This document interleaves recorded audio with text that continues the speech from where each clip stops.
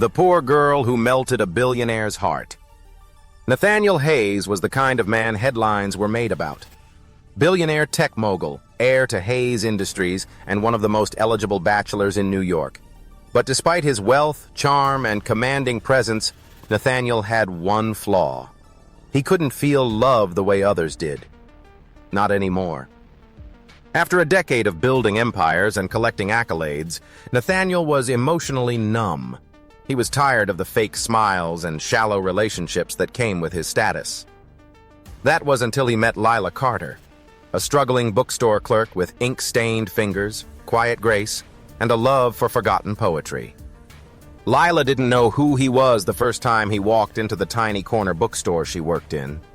She only knew he looked out of place in his tailored coat and polished shoes. But when he asked for a book of roomy poems and listened like every word she said mattered, something changed.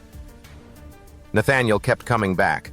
At first it was under the excuse of buying rare books. Then it was to hear her laugh. Eventually he came just to see her, the girl who had no idea she was stealing the heart of a billionaire. But their worlds were galaxies apart. Lila lived paycheck to paycheck, supporting her younger brother and dodging eviction notices. Nathaniel lived in penthouses, attended charity galas, and made million-dollar deals before breakfast. When he finally revealed who he truly was, she didn't smile. She stepped back. "I don't belong in your world," she whispered, "and you don't belong in mine." But Nathaniel wasn't ready to lose her. He didn't want someone from his world. He wanted someone who saw the real him. So he started showing her his scars, the parts of him that weren't polished or perfect. And Lila? She taught him that love wasn't something you could buy or measure in status.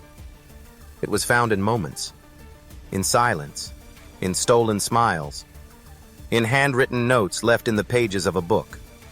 When tragedy struck and Lila's bookstore faced permanent closure, Nathaniel had to make a choice: stay hidden behind his empire or fight for the woman who changed his life. He chose love, not with grand speeches or diamond rings, but with a single line from her favorite poem, written on the bookstore's window. "I didn't know I was lost until I found you."